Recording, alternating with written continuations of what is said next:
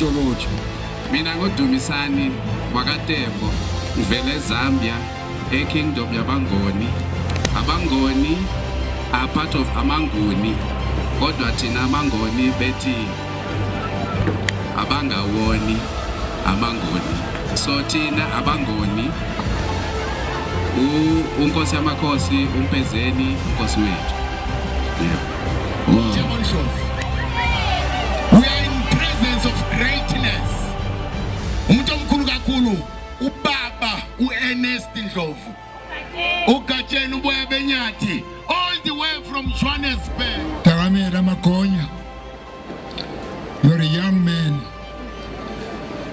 uNkulunkulu kuphile, amathonga kuphile, leadership qualities. Ubhalelwe unjika. Nisaqinile nimumbethwe emlilo ngeze waqima nanoma senqiliswa ngaphakathi kwamahlambe engwenya anzima. Nekuthomeni kwesikhathi kumbeka ilanga amandleni akhange nakancane isibezeka umphefumulo usese njengokuba na ubambelela phase eholweni lakonomthahelo ngabona mina ugida mphezeni kamabholo fighting the boers while preserving your culture, fighting for your brother from another mother. Abo Jebez Kanyilanga, when they arrived and asked where Chimampuru is, you replied and said, Omampuru ngemkinyile. And that's the strength that should be embodied. Namhlanje sinakusasa nanoma ithemba selkhayela. Phasi kolaka Tanganyika ngambona mina uNyerere. You played a key role in the decolonization of Africa, a true champion of education and literature. Oh, and the Homie Amaisons. How can I forget you ladies? The Agiji, the Mino. Your legacy lives on. Remember through the ages as the symbol of strength in the Dahomey sages.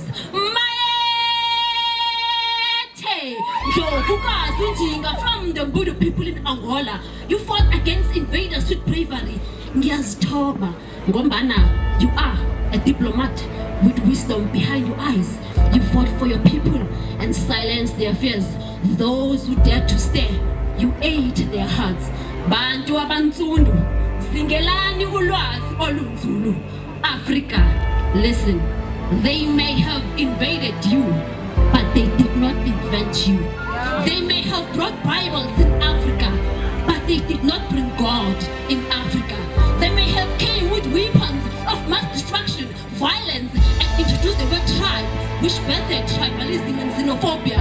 But Kumbula, you lived as ants, as Amanala, Amatonga, Amapondo, as Amanzinza.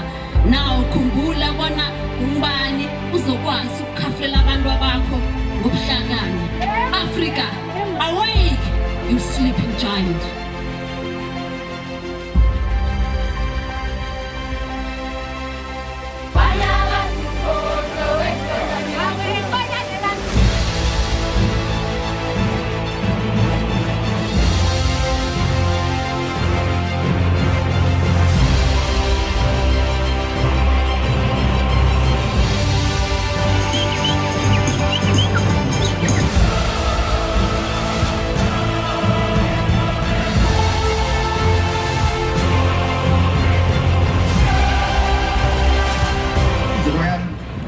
Majesty King Pezeni is the king of the Abangoni of the eastern province of Zambia.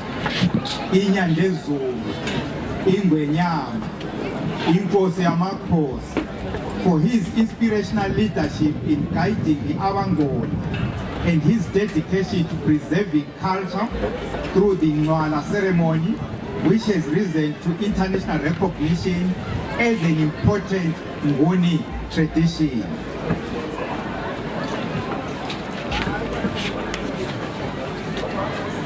It is being received on behalf of His Royal Majesty.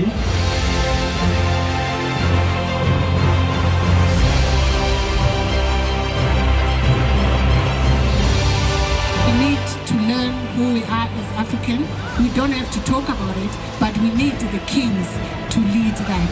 And over Unduna Enkulu, who's leader, who continent on that. Angiti.